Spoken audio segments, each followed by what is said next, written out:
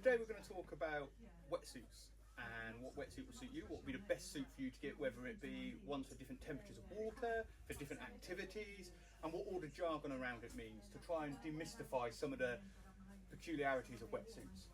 So we're going to first of all look at how a wetsuit's constructed and the differences that there'll be. So I've got 3 different suits here. And they're all slightly different in their thing, and when we start looking at suits and talking about the difference between a supermarket wetsuit and one that you might buy from a surf shop, one of the things we're going to talk about is the differences in the material and why that makes a difference to the price. So the first thing is, when we buy a wetsuit from a surf shop, what you're going to notice is the neoprene tends to feel a lot softer and it becomes a lot stretchier as well, which means that that's more likely to fit you better. Whereas you might notice with one that is a lower price point that there's maybe not as much investment put into the material itself, so it might not feel quite as nice against the skin, but also it might not hug you the way it should, and that's what's going to keep us warmer when our wetsuits fit us properly.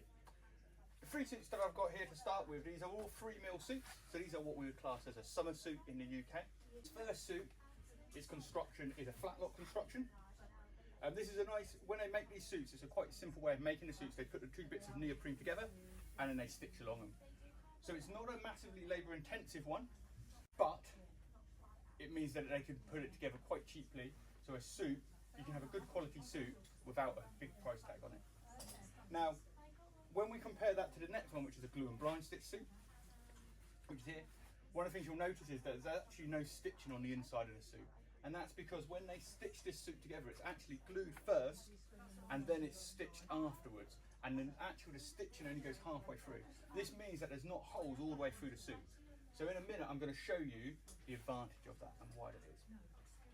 And then we start looking at other technologies where when we've got suits, we'll look at how stretchy they can make a suit, depending on the linings and the materials that they use. And we'll also see on some suits, taping as well, which is another way of stopping as much water coming into the suit. So to show the difference between the flat lock suit that we were looking at and a glue and blind stitch, I'm just going to do a little demo now. I'm going to inflate the arm so then that way you can see how quickly that the water would be able to pass in and out of the suit. Now the reason that makes a difference for us is when water's coming in and out of the suit and flushing through, we're going to get cold because you're going to get a new layer of cold water in. We want to try and keep the water against our skin for as long as possible so our bodies can warm up that thin layer of water. So with the flat lock suit,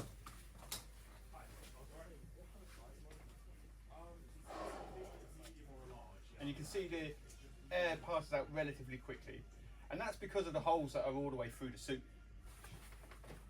With a glue and blind stitch suit, I'll do the same.